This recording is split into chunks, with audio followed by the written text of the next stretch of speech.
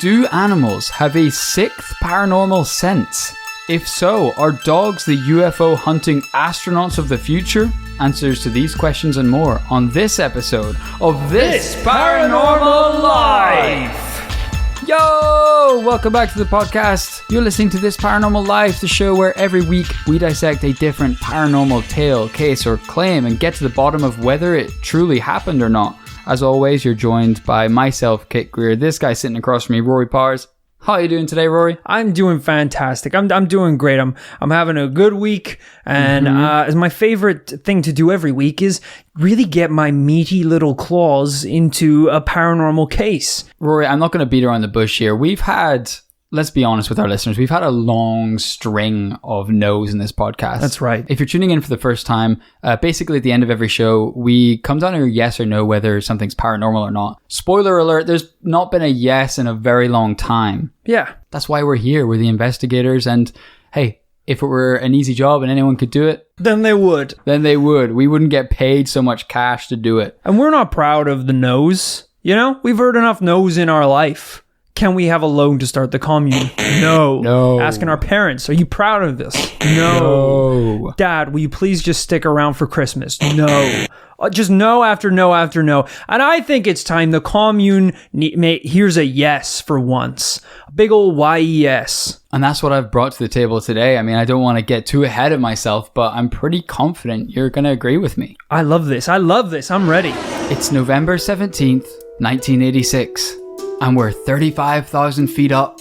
We're aboard a Boeing 747. Good plane. Japan Airlines flight 1628. Except this is a cargo flight, so it's a quiet and routine journey piloted by one Captain Kenju Terauchi, co-pilot Takanori Tamefuji, and engineer Yoshio Tsukuba. The plane was coming from Paris and was laden with fine wine destined for Tokyo. But they do that journey in stages apparently, so on November 17th, their flight path took them from Reykjavik in Iceland, across the northern Atlantic, and then onto the final long stretch through Alaska and the Northern Territories to their destination in Anchorage. Okay. The evening sky was beautiful and clear as they flew, with visibility for miles.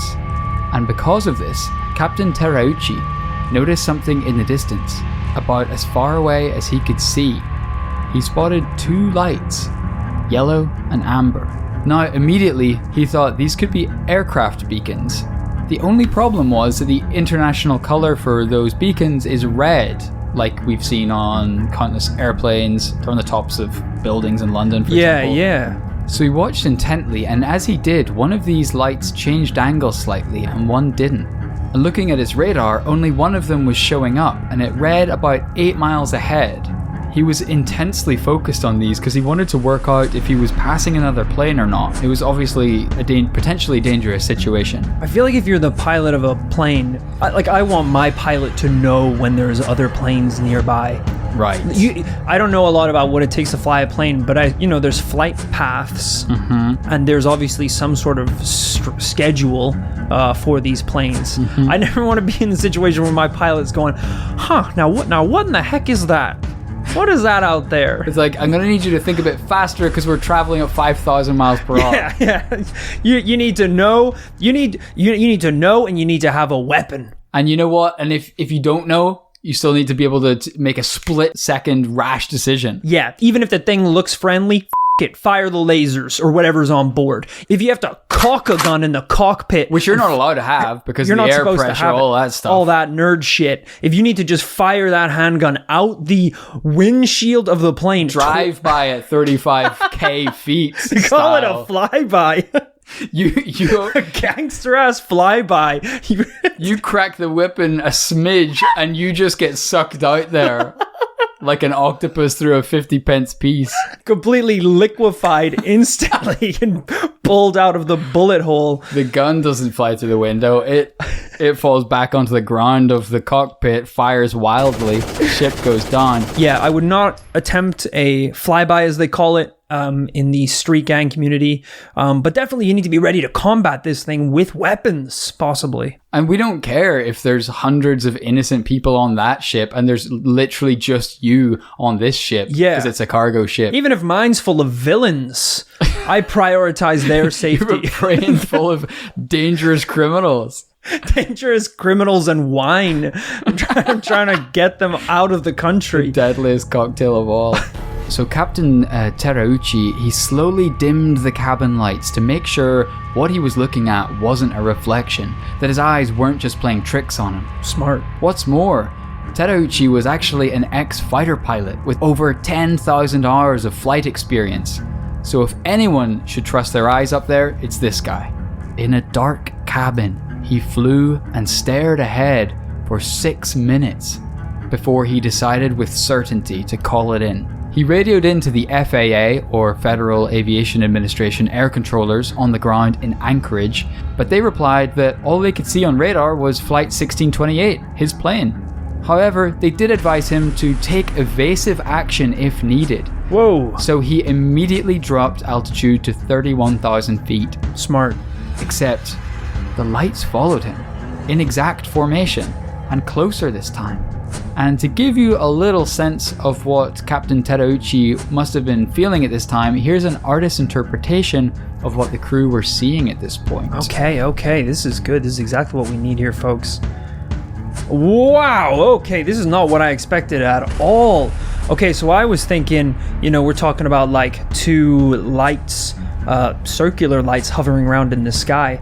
But what we're seeing here is essentially two very large LED panels. They almost look like stadium lights, floodlights you would see at a football stadium. So, very much like floodlights. But they don't seem to be connected. They seem to be just the squares of lights hovering ominously in the air, with the sides of each square lit up, but the middle pillar of it is not lit up at all. Very spooky stuff. Yeah, I feel like he probably thought it was an aircraft beacon from when it was like 8 miles away. Yeah. But once he drops altitude and sees them closer up, I think it's extremely clear that it's not anything like that. That's terrifying. So Terauchi went one further. He turned the whole damn plane around. He looped in a circle, which was pretty smart because it eliminated the possibility that he was looking at some stationary phenomenon. But still, the objects followed in formation. At this point, he realized he was dealing with something he had never seen before. He claimed that the object had no gravity or inertia, and that they were able to change speed and direction impossibly fast. Wow. Looking at his radar, he believed these crafts were moving at massive speeds. And I thought this detail was particularly weird. He said that the lights themselves were so bright that he could feel their sheer heat inside the cockpit. Oh, that's not good. That's how close he's getting to this thing. But before he knew it, as they approached some clouds, they zoomed off as quickly as they arrived. Any noise? Any trails of smoke? I don't think so. There's so much ambient noise if you're in your own cockpit, right? Yeah. They've got those big mufflers on as well. Yeah. There's like, even if you tell everyone to shut up, there's still plane chatter, like... 548 friends going to college restaurant. We're running out of peanuts. We need some drinks on the start. And you're just like, everyone just keep it down. And you're just like over the comms to the passengers, which you should never do because they don't want to hear from the pilot. They think it's an emergency. That's when it's bad. Like, shut the f*** up! Everyone shut up! I can't hear myself think up here! Everyone in the back is like, is the plane hijacked? What's going on?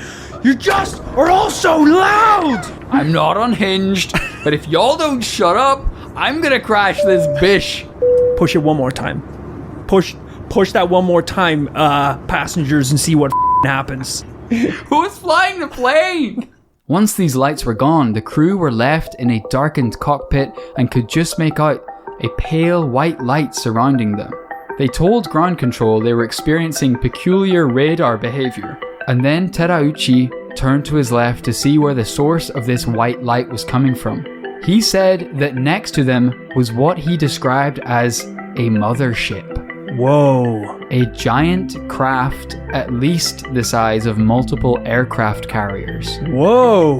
Now, thankfully, after surviving this incident, Terauchi was able to draw what he saw, and I can now show you his sketch. All right. Okay. All right, this is more what I was thinking of. Ladies and gentlemen, we have a little planet on our hands. It's... I mean, even an aircraft carrier is very much underselling what Terauchi saw up there. He saw Saturn. It's a ball. It's a ball with like a hoop around it. That's what it looks like. I mean... Have you noticed the airplane for scale, by the way? Oh, Jesus! It's so small! He saw a planet. I don't understand how. He took the liberty of drawing his own airplane, his own Boeing 747 for a reference. Which, for reference, is a dot on this page alongside this moon. It's borderline Jupiter. I don't know what to say here. There's a lot of Japanese writing that I don't quite fully understand. You can read some Japanese. Right. Do you recognize? Yeah. Can you translate any of that? You know, I took one or two evening classes, just like a couple Wednesdays. Did like a quick like Wednesday, Thursday, but I'm pretty sure I mastered that shit. It's pretty easy. The teacher kicked me out. At least that's why I think she kicked me out, because I mastered it. All you really need is McDonald's wa doku desu ka, and you'll never go hungry in your life. Give a man a fish, he'll eat once, but teach a man McDonald's wa doku desu ka, yeah, he'll eat for the rest of his days. Yeah, as long as he's got 99p. There is actually a transcript of Japan Air Flight 1628 talking to the FAA in Anchorage, which you can read online. At this point, Terauchi says, "We must run away quickly." Wow. After seeing the mothership, he calls it into ground control, and they receive an immediate request for them to change course by 45 degrees. But as he turns the plane around towards Talkeetna landing strip, the mothership follows. At this point, ground control are offering military assistance to Terauchi, because we're over America at this point. Yeah. They're not over Canada. They're not over Paris. They're not over Iceland or Japan. They're over Alaska. Yeah, that's right. You're hovering over the US of goddamn A. And they're not going to tolerate no mothership. No. If you try and get into the United States today as a goddamn doctor, yeah, they're turning you away. No way, What are they going to do if you're a planet? A planet with millions of sentient beings on it. Not going to happen, buddy. No way you're going to be able to rent a one bed in Manhattan. There's no goddamn way they're letting you in. So they offer military assistance to Terauchi and his crew, but he declined, having heard about the Mantell incident. Sounds like he declined because in that incident, the military showed up and shot the plane. Hopefully that's not what happened. In 1948, a US Air Force pilot sighted a UFO and followed it all the way into the upper atmosphere, ignoring all advice on ground control to level out his altitude. And to this day, it's unknown whether a UFO killed him or he simply blacked out from a lack of oxygen. But he died. That's terrifying. Yeah. That's really terrifying. But they really look at the Mantell incident as the turning point of how UFOs were reported on. Because up to that point, it was kind of seen as like a funny novelty item, news story. But after that, it was like, okay, a UFO killed someone either just by someone trying to pursue one, or by some sort of violent conflict. So it definitely changed how people thought about it. There is something so genuinely terrifying about the thought of being a pilot who sees something in the sky so enticing and addicting that he literally will follow it into space until his craft explodes or whatever happens when we leave Earth. I think we pop like a balloon. That's what's so interesting. You don't get up into the sky generally unless you're pretty experienced. There's a couple of stories out there of less experienced pilots who do crazy shit. But I mean, someone like Captain Terauchi, he's an ex-fighter pilot, 10,000 hours up in the sky. It's a lot of hours. So when he starts calling in to ground control, being like, I don't know what I'm looking at, that's worrying. So because he knew about that incident, he didn't want to call in military assistance in case it got either his ass or their ass killed. However, ground control had one more idea up their sleeve. They knew that right that second there was a United Airlines flight taking off in the same flight path over Alaska. They radioed in and simply asked the pilot to keep a lookout for this UFO and JAL 1628. However, by the time 1628 was coming into land, the United Airlines flight was 12 miles away and the UFO was long gone.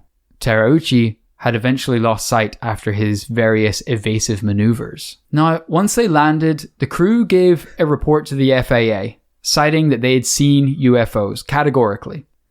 And once back in Japan, Terauchi was interviewed by Kyodo News, one of the largest news agencies in Tokyo, about the incident. There are excerpts of this online that you can read, but in the interview, he revealed all. He drew the diagram that I just showed you of the mothership.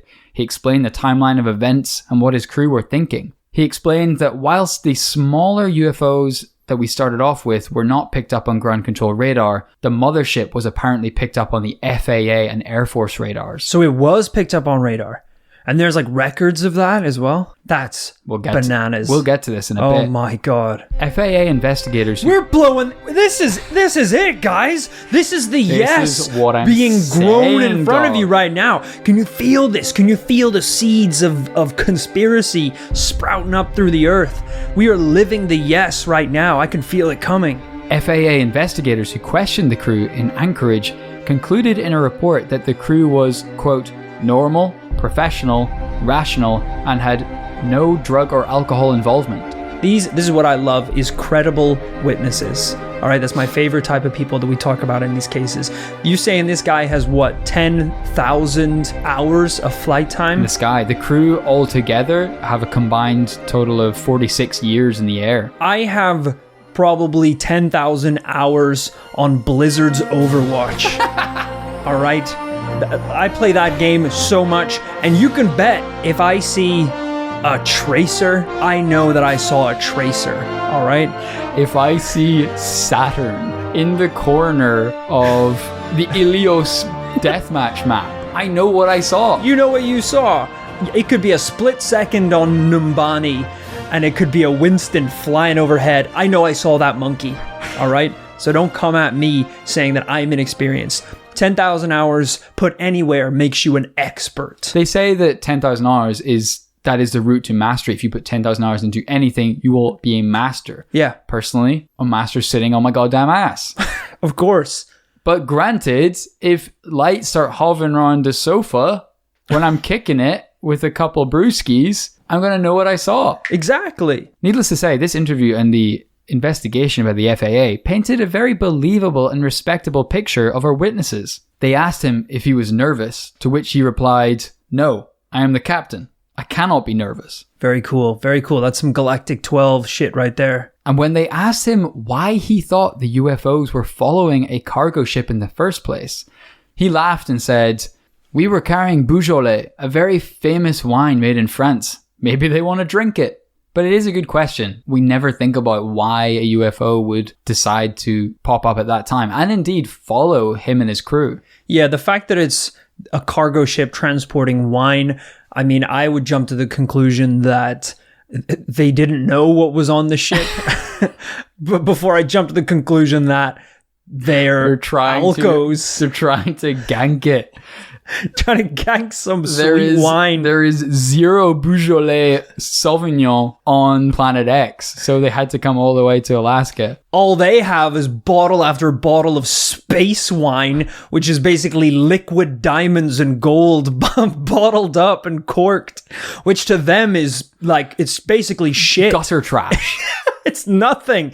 That's their Frosty Jacks. That's their Buckfast. Absolutely, it's trash to them. But I mean, if one alien came down and took a swig from a can of Tennant's, it would blow them away. That's a foreign delicacy to them. Now, if they took a sip of Goldschlager, they would think it was gutter trash. It's terrible. Too similar to home. They don't like Goldschlager. They don't like caviar. They don't like any of the fancy stuff. It's pretty much upside down land, if you haven't gathered already. Have you seen Stranger Things? Well, here's the twist. We're the upside down. We're the shit world. Sirloin steak to them is a happy meal. But if they get their hands on a microwave Rustler burger, they'll eat for days, just having slice after slice. They've been known to take packets of super noodles with them back to their home planet and save it for their version of Christmas, which is in the middle of summer, obviously. But there's still Santa. There's still aliens. Oh, yeah. He's making a list and checking it once. This is Terauchi in the interview. They're like, do you know what? He's not that reliable. I think he's about to retire. Cut the mics. Yeah, but unfortunately for Terauchi, after being so honest and spilling the beans on this entire affair, Japan Airlines were furious that he went public and immediately punished him, grounding him indefinitely and moved him somewhere he would never encounter UFOs again. Do you mean like grounded as in sent to his room, or grounded as he can't fly anymore? He has to work in an office. Oh, okay. Which is his bedroom. Which is both, yeah. He works from home. And no TV after 8. This probably raised more than a few eyebrows. After all, why shouldn't he be able to speak out about his own experience? But they were angry that people might interpret his statement as the official company view of what happened. That's fair. So now, everyone is scrambling to explain what's going on. Japan Airlines completely contradicted Terauchi and the crew, stating that it was some sort of technical failure and a misunderstanding on behalf of the crew. And naturally, the case also attracted paranormal investigators. This time in the form of PsyCops, also known as the Committee for the Scientific Investigation of Claims of the Paranormal. You can tell that's one of those organizations that worked out they wanted to be called PsyCops and then had to work backwards to fill in what that means. 100%. They concluded that the crew had simply been looking at Jupiter and Mars and confused them for UFOs. This was not a popular explanation because apparently, contradicting what they've just said, apparently Jupiter and Mars would have been effectively the other way compared to their flight path. And I mean, they would have been dots as well. Yes, and also he did like a 360 loop, and none of it makes any sense. It doesn't at all. They're putting trash on Terauchi's name right now, as if he wouldn't have known what a planet looks like. Yeah, he's got 10,000 hours in the sky. Did you ever look up at the sky and look at Mars? Because you can see Mars from Earth. It's disappointing as hell. Because you think it's going to be this big old red orb in the sky. Yeah. It's a dot, folks. It's a twinkly little dot. It's a bit red. Tiny bit, maybe. Sometimes I just say that I think it's red because other people told me it was. I can't see shit. I think it's an insult to these fine men to assume what they saw was a planet. However, it seems that even they realized this idea was dumb because they went back to the drawing board and eventually said, actually, they saw light reflecting off ice crystals in the upper atmosphere. There's definitely, hey, I'll give it to them. There's some weather patterns that are very rare, kind of unheard of, and that if you hadn't seen before, you might mistake for a paranormal phenomenon. Well, hell, floating ice crystals. I'll go on the line and say that's paranormal right now. Fuck it. But at this point, the only people in this whole affair who haven't given their version of the story were the FAA, the Federal Aviation Administration. What was taking them so long? After all, they were there on the ground communicating with the crew. Yeah. They were there with access to all the evidence from Flight 1628. That's because they had been told not to say shit. Ooh. The FAA head of investigations, John Callahan, presents the evidence to President Reagan's scientific advisors, military officers, and CIA agents. We ran this thing for him, and the CIA guy, he says, can we see it again?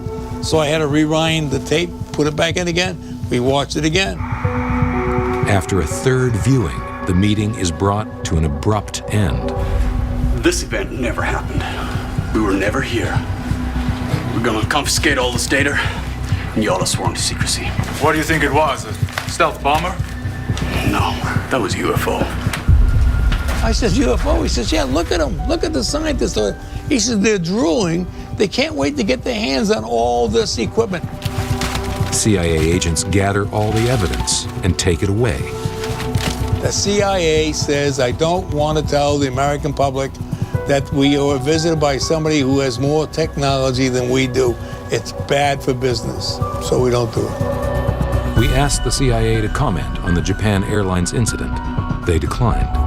Records of the encounter only exist thanks to John Callahan, who makes copies of the originals. He's determined the public should be told the truth. Do I believe that we're being visited? Yes, I believe we're being visited because I've seen the information that the Japanese pilot talked about, and it had to be just what the pilot said it was, which would, in my eyes, mine would be a UFO. So, head of investigations John Callahan from the FAA gets called into a meeting with, I think he said, President Reagan's scientific advisor, CIA, and FBI agents. They watched the video 3 times, and then I think his words were, "Y'all are sworn to secrecy." Which I don't think is a binding contract, by the way. You can't just yell that at someone and make it so. Well, I don't know. Actually, it's the government. If Maybe the they CIA can't. tells you that, there's a lot of people who'd obey. I did really like in the clip where they basically said that he said, "You're all sworn to secrecy. We're going to redact all this information, and this meeting never happened." Mm-hmm. And the man says, "Well, what was that?" And then he just turns and goes, "It was a UFO." It's like, well, you probably could have not said that. You probably could have just not said anything, really, just gathered. You had to have that last word. You know, stop in the doorway and go, "It was a alien. Dumbass. Earth ain't safe anymore." You know that those 2 CIA agents were walking on the street, and it's like, "Scott, we had it in the bag. Why did you have to say that at the end?" "I'm sorry, bro. I get too heated in those things sometimes." You know, I like to believe. "You knew the case, Scott. It was just get in, we didn't even have to show the footage.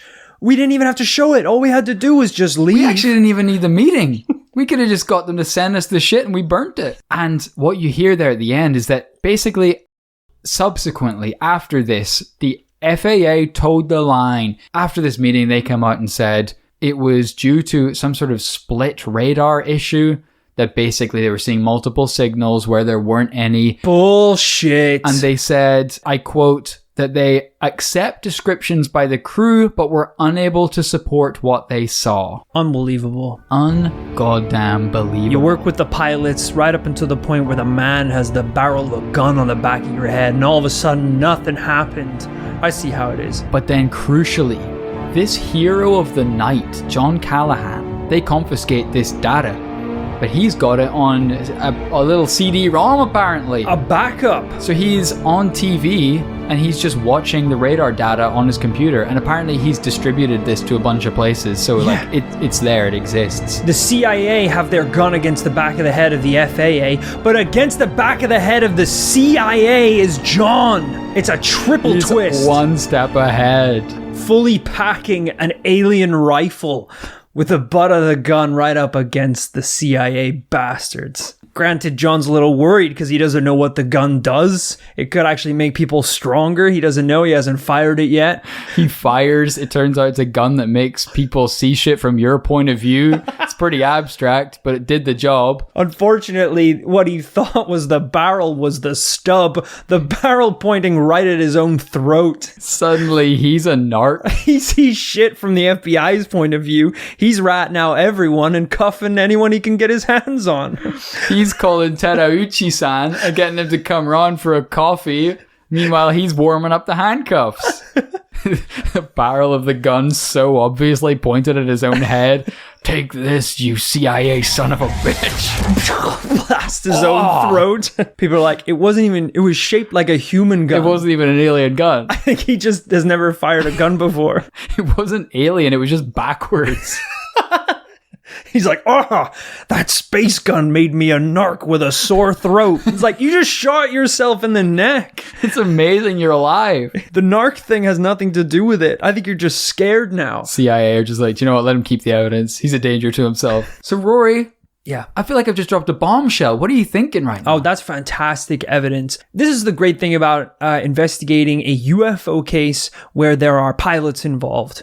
Because ironically, when you have a UFO case or an alien encounter that takes part within the military, sure, maybe some of that evidence is going to be destroyed or binned, but you know that it does exist because all these encounters, every movement of every plane has to be so well documented. It's very true. That it's very hard to scrape anything under the rug. I mean, if you think of an alien encounter out in the woods with someone who's camping, you know, it's iPhone footage. Their memory's a little hazy. That camper doesn't know where he is, let alone where the Sasquatch is. Exactly. You're not going to get exact details, but obviously with a military flight like this, you know, they're probably saying, I first made contact at 11:58 to the second. Literally. You have my literal GPS coordinates. It went 3 clicks north, then it doubled back. It traveled at this speed. 100%. And actually, there was evidence that was cross-referenced because Terauchi originally in his testimony, he was like, yeah, I feel like those UFOs were following me for, like 30 something minutes.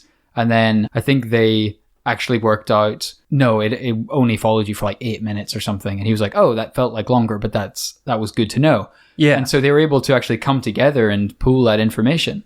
And I didn't want to rely on it too much, but it's worth mentioning that there have been a couple more bits of information come to light in the years since this first sighting of Japan Airlines 1628. On January 29th, 1987, Alaskan Airlines Flight 53 was heading from Nome, Alaska to Anchorage, the same destination as the Japan Airlines 1628 crew. Something happened that came to be known as the McGrath incident. This is where the co-pilot and pilot on radar over Anchorage saw out of nowhere multiple unidentified radar points. That might be interesting in and of itself, but what was especially erratic was exactly what Terauchi described. Objects moving without inertia or gravity. This is something McGrath, the pilot, described as objects moving at a mile a second. Whenever they ran the calculations on how fast these things are moving across radar, they're traveling at thousands of miles per hour. Yeah. Completely defying all known science of movement. Not to mention what looks like just the next day, January 30th, 1987, a KC-135 cargo plane from Anchorage this time was heading to Fairbanks, Alaska, and they spotted an unidentified object to their left, just as happened to Terauchi. Now, after asking air traffic whether they saw anything on their end, they didn't. Before long, the object disappeared out of sight. But again, these transcripts of these sightings are on places like Wikipedia. You can read what the pilots were saying. You can see in those 2 later accounts that they actually reference the Japan Airlines flight. Yeah. They're kind of aware of it. And they're like, geez, this is actually ringing some alarm bells in my head of that story. And these 2 stories were definitely factored into whenever journalists documented the case of Japan Airlines 1628. It made international news. The New York Times did a big write-up about it at the time. And it's not that there's enough with these other 2 sightings to say that they're definitively paranormal, but stitched together with our original testimony, it paints kind of a broader picture. I find it quite humorous that it got to the point where the FAA were essentially denying a lot of the claims of the original case. But it seems like when this thing happens again, they very much reference the original case as an example of when this exact same thing happened, which is a bit baffling. Are you guys seeing anything up here? It's like, other than Saturn and those weird things moving at 3,000 miles per hour? No. Nah. You're tripping, bro. You're tired. So, Rory, let's not beat around the bush. I've painted quite a picture here. We've taken it all the way back to the mid-'80s. One of the most sensational UFO stories of modern history. We have a sighting by 3 different airline pilots with 46 years in the air, 10,000 hours of experience, just the pilot alone. We have that information recorded in their radar on the ship, cross-corroborated by radar arrays on the ground, not to mention a CIA and goddamn presidential investigation to this thing, which according to the head of the FAA at the time was goddamn covered up. But yet, we know about it today because he has that little CD-ROM. Always make a backup. Always make a backup, guys. What do you make of this case? This is amazing. This is my favorite kind of case. 1, it's UFOs. 1, sold. We got a lot of evidence. And finally, the lead witness isn't drunk. Those are my 3 favorite things. There was a lot of wine on board, but he swears he didn't take a sip. He had 14 tiny Heinekens. But that was all. Yeah, this is a perfect case. I mean, this is not a flash in the pan incident here, folks. I mean, we see crafts, airplanes, or military crafts having experience or encounters with UFOs pretty much every year. In fact, I don't remember which episode it was where we talked about Project Blue Book, which I believe was the declassified U.S. government, essentially organization to document and track UFOs, which went on for years and years with them denying it never existed. And then obviously coming out that it completely existed. Rude. It's insane how many times they think they can get away with this. Just keep it secret forever. Why tell us? Or at tell all? us now and just get One it of the over two. with. It's crazy. But yeah, so we already know that there's organizations in the US military who are in charge of tracking these types of crafts. And I think in that same episode, the example I used was maybe as recently as last year, quite recently in the news, there was the military jet that had an encounter with a strange object moving across the sky. And we're not talking radar footage here, folks. We're talking actual real life footage Cameras. from the plane. And you can watch this footage. You can watch this weird craft tracking across the sky and rotating in a way that no plane possibly could. You can also hear the actual interaction between the pilot and ground control. My gosh. They're all going against the wind. The wind's 120 knots from the west. Look at that thing, dude. That's not our LNS though, is it? It's not. That is an LNS, dude. Well, if there's like another thing, it's rotating.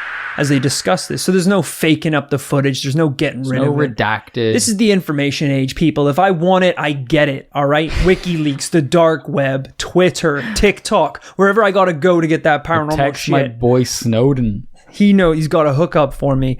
So we already know that even to this day, encounters like this are still happening. Granted, maybe not on the scale of this one. We do know that they are still happening, which lends a lot of believability to this case for sure. We shouldn't gloss over that. The fact that as recently as last year, US military video footage showed an unidentified flying object being chased by a fighter pilot moving like Terauchi described, without gravity or inertia.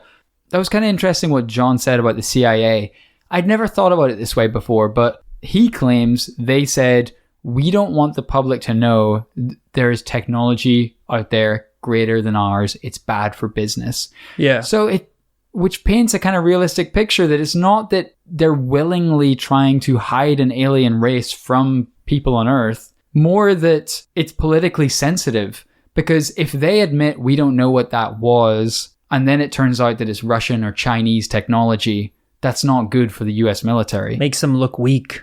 And then the Chinese and Russians know, okay, we know for a fact that they don't have the technology that we have. They don't have planet ships like us. They don't have a mothership, a literal planet, a literal Death Star. At the end of every episode, we have to come down on a conclusion. Whether the paranormal tale that we've outlined is truly paranormal or not, it's our duty that we owe to the community, owe to the world, to set the record straight so people know what's right and what's wrong, what's real and what's fake. That's right, brother. Where are we coming down today? Look, any case like this where we've got evidence, we've got credible witnesses, we've got the grubby little piggy stuffed CIA, MIB, FBI, dirty little hobgoblins getting their That's right. shitty little redaction pens poking around in my business. You know that's paranormal. You know there's something going on there. You know where they don't show up? When everything's fine. And guess what? This ain't fine. This is out of this world. Listen, Folks, whenever it's a weather balloon, Reagan's scientific advisor and the CIA don't have a little meeting when there's a weather balloon. it doesn't happen. It doesn't happen. When there's a drone in the sky, they're nowhere to be seen. They're nowhere to be seen. But as soon as this thing shows up, there's meetings, there's organizations, there's information being told one day and then taken back the next day. Folks, we are looking at a premium guaranteed paranormal case here.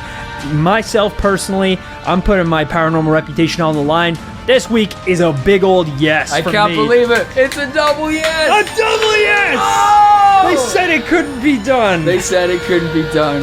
Yet here we are. Whew. Hell. And you know what? Does that put a red dot sight on my head? Of You're course. goddamn right it is. But I've got a gun turned the wrong way, pointing right back at my head. How do they like that? And I'm not afraid to pull the trigger. Holy shnikes, ladies and gentlemen. Thanks for sticking with us through all the no's. That's right. Wasn't it worth it? We got here in the end. Yes. That actually should be like a rite of passage. When you come through the gates of the paranormal commune, we'll mark your forehead with a red X. Because once you enter that gate, you're on a list. You will be assassinated if you enter any major countries. So it's it's really a sign of dedication to the organization. It's a bit like that movie Icarus. It's like that Russian doping guy. It's like the moment you subscribe to our podcast on iTunes, call your wife, call your dog. You're not coming back. Sorry. Yeah. Sorry, babe. You're on the no-fly list and the must-die list. In that order. Hope you guys enjoyed the story of JAL 1628, guaranteed paranormal case. Wow. If you have any of your own thoughts about it, if you were one of the crew, please let us know what you think at this paranormallifepodcast@gmail.com. If you want the chance to relive the excitement of a double yes in the flesh, it's possible, folks, because we've got another live show. Our next live show is September 15th, Sunday 15th of September, 9:30 p.m.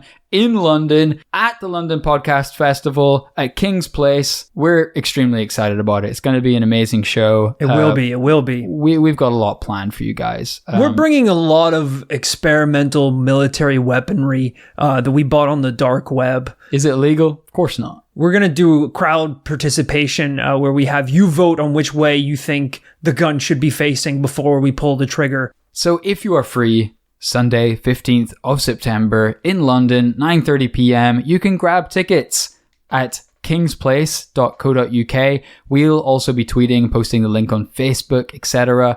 They are moving. I do advise that you pick some up because they won't be around at the last minute. So definitely check it out. And lastly, but not leastly, if you cannot get enough paranormal content in your life, if you have simply breezed through all the regular episodes of This Paranormal Life, did you know there are more? There's redacted This Paranormal Life content over at patreon.com/This Paranormal Life, where from $2 a month, you can get a shout out on the podcast. $5 a month gets you access to a monthly bonus episode, and we've got a backlog there.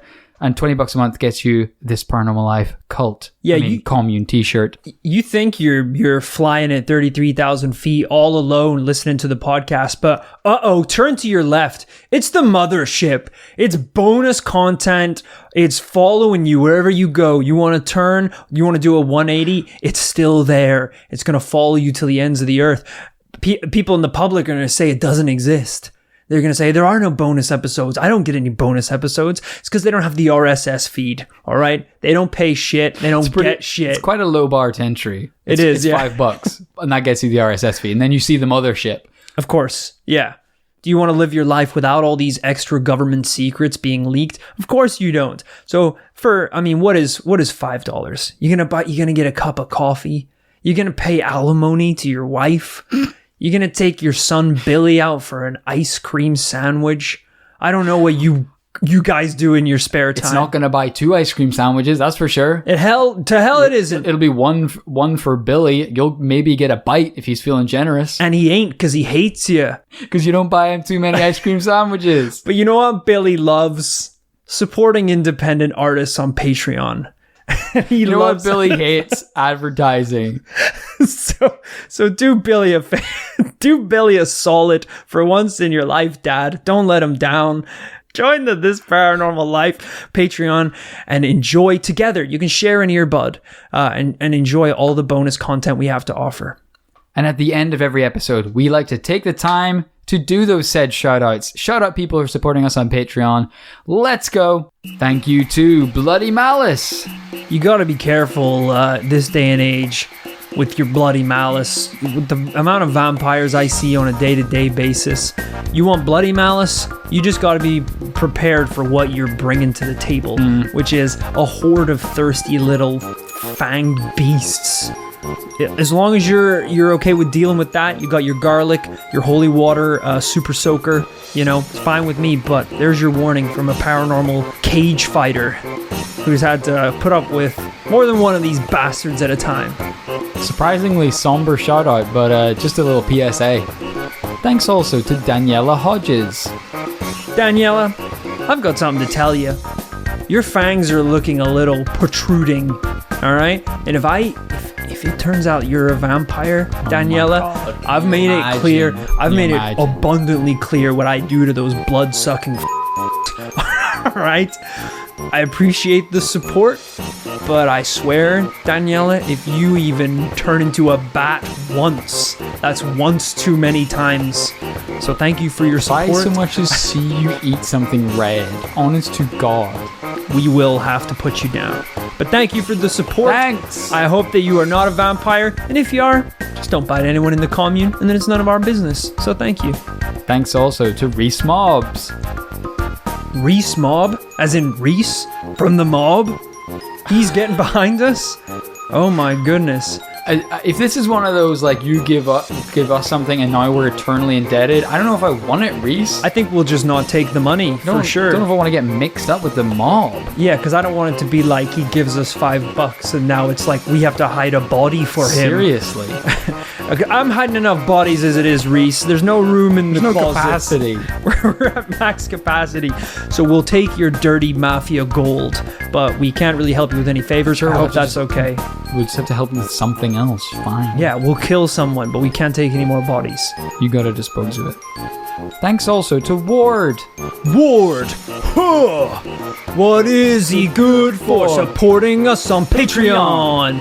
Thank you, Ward, for your endless support. I know what you're good for. I'm just being a pal when I need one. Wow. Thanks also to Connor Kelleher. Connor Kelleher killed a bird. What? That's right. You know, there's a lot of hunters that go out into the African deserts to hunt exotic birds. Is there? I learned about this quite recently when Connor invited me on the hunt. I showed up. I said, "Where's the rifle?" He said, "The what?" You learned firsthand. Yeah. And I wish I hadn't, because it turns out he doesn't use guns at all. He uses his hands. You looked around and just as you asked for the gun, he was just putting on a knuckle duster. I watched Connor punch a bird. There we go. I said it. If this is hush money, Connor, then fine, I'll accept it. It's total. Well, I just told everyone what you did, so that's. But you've already sent it, so. But you've already sent the money, so it's fine. We'll call it even. Thanks also to Devin Sola. Devin Sola, you're like a soda. You're tall, delicious, ice cold, and one day you're probably gonna kill me. Just like world governments are trying to bring in soda taxes, we need a solar tax. And that's what Patreon is for us. It's our personal solar tax for you. Thanks also to Jared Dollard. I need a dollar. Jared is what I need. He's sending us those US dollars, and we appreciate it.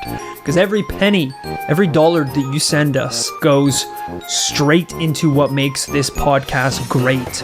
Whiskey, poker, anime body pillows.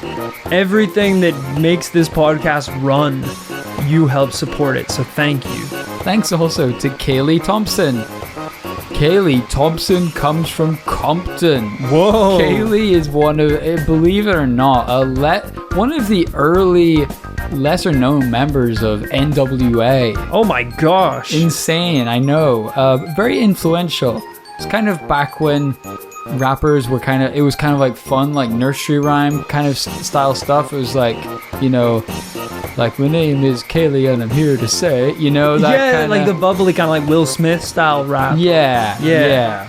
My name is Kaylee and I'm here to say that I kick butt all across the USA. And it's like, all right, that's pretty cool. And then obviously as she took more drugs and got more involved with the street crime, her later albums were more like, you know, my name's Kaylee, I'm gonna rip your throat out of your face and bury you in a moat. It's like, all right, and Kaylee. Even Dr. Dre was like, Kaylee, you need to cool it. I'm crazy Kaylee. Like, we like the original Daisy Kaylee, who was kind of cute with the flowers. Daisies, I'ma kill you, Dre. So, all right, the label's gonna drop you because you can't say that. Dre's like, I'll say the police. I'll say a lot of things, but daisies, what have they ever done to hurt anyone? Nothing. So wow, I hope your rap career is coming back in full force. Let us know when the next single drops, and we'll throw you some money. Thanks also to Sabrina Melendez. I don't know a lot about Melendez, but I know one thing, and that's Sabrina's a witch. Simple enough. Simple enough. You know what? It's brave of you to show your face to a couple of paranormal hunters. I'll be honest with you, witches don't bother me that much. Sabrina, you know, what do they ever do to anyone? Just cook up some shit, cook up a newt, cook up some. I think they curse a lot of people. Yeah, well, aside from that, do some magic. Yeah. Go to Hogwarts, drink a butter beer, kill Voldemort. Witches are good. Harry Potter. What I'm trying to say is, I think this human witch divide needs to be torn down. All I know is Hermione seemed pretty friendly. Yeah. And she was, by all accounts, a witch. She was. So, Sabrina, thank you for your support. Thank you also to Schuyler Vuck. Schuyler isn't shy. Not at all. He always stands up for what he believes in. Fortunately, a lot of what he believes in is pretty bad. Oh.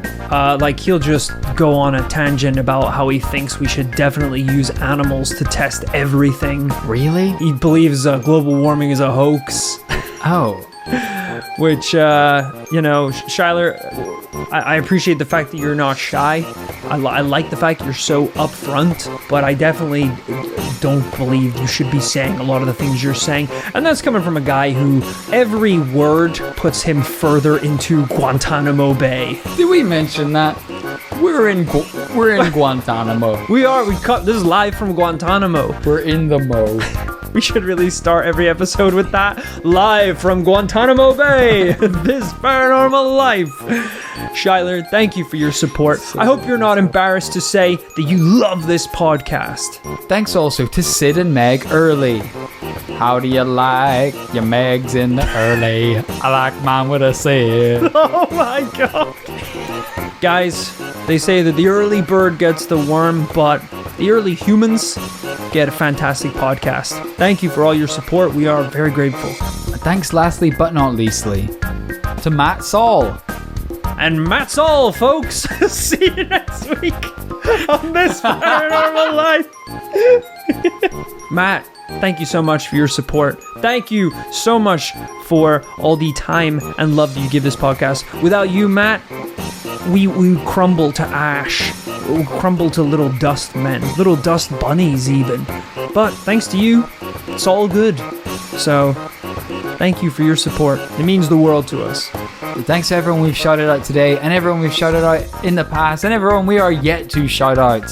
Thanks everyone for being so patient with your shout outs. I know it's been a little wait. Yeah, whenever we started doing shout outs, basically there's a lot less people. There was 4. We knocked it out of the park in one episode.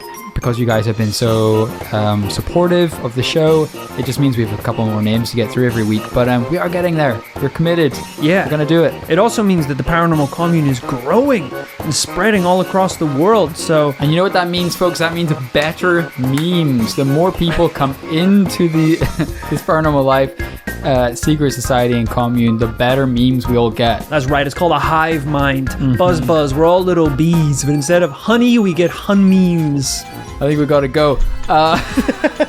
As you can tell, my brain is literally fried from all the insane paranormal information that it's been trying to digest for the last hour. I hope yours is too, listener. I'm gonna go enjoy a mocktail on the back of that double yes.